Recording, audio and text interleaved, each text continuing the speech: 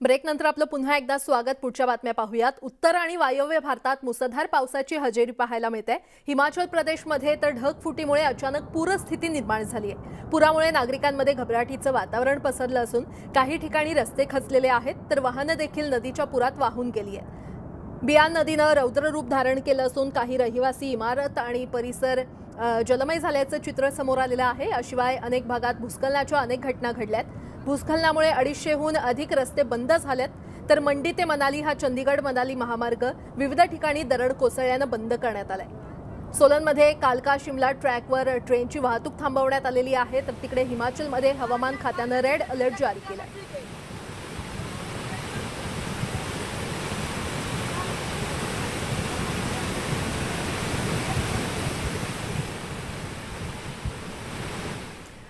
मुसळधार पावसामुळे मैदानी भागात देखील हाहाकार उडालाय। पंजाब आणि राजस्थानमध्ये मुसळधार पावसाचा तडाखा बसलाय।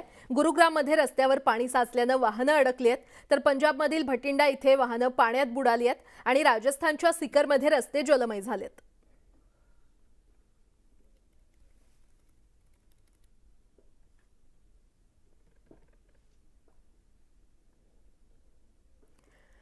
आता बातमी आहे जम्मू काश्मीरमधून। जम्मूमध्ये पावसाचा जोर पाहायला मिळतोय। अनेक भागात मुसळधार पावसामुळे भूस्खलन झालंय आणि याचाच फटका रस्ते वाहतुकीला बसलाय।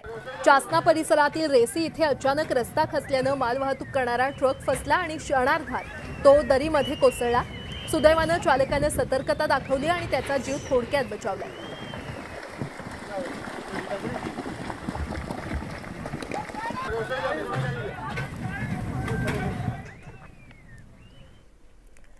इकडे भंडारा जिल्ह्यामध्ये पावसानं दमदार हजेरी लावल्यानं उकाड्यापासून नागरिकांना दिलासा मिळालाय। मात्र भंडारा शहरातील अनेक रस्ते चिखलमय झालेत। शहरात भूमिगत गटार योजनेचं काम सुरू असून ठिकठिकाणी रस्ता खोदण्यात आलाय आणि त्यामुळे रस्त्यांवर पाणी साचून रस्त्यांची दुरवस्था झाली आहे। राजेंद्र नगर, चरण पार्क या वॉर्डातील रस्त्यांची चाळण झाल्यानं नागरिकांना चालणं देखील जिकरीचं होऊन बसलंय आणि या रस्त्यामुळे पावसाचं पाणी देखील घरात शिरल्यानं स्थानिकांच्या अडचणी वाढल्या आहेत।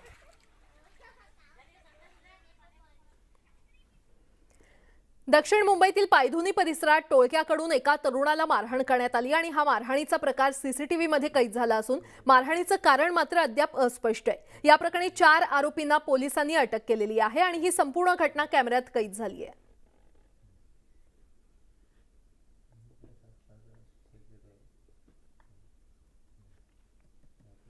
बातमी गोंदियामधून। गोंदिया शहराजवळ भागवत टोला ते मुरीकडे जाणाऱ्या रस्त्यावर रात्रीच्या सुमारास अचानक एका कारला आग लागल्यानं खळबळ उडाली। सुदैवानं या आगीमध्ये जीवितहानी झाली नाही। मात्र कार चालकाला गाडीतून धूर येत असल्याचं लक्षात येताच त्यानं कार थांबवली आणि तात्काळ गाडी बाहेर धाव घेतली। आगीनंतर गाडीमध्ये स्फोट देखील झाला।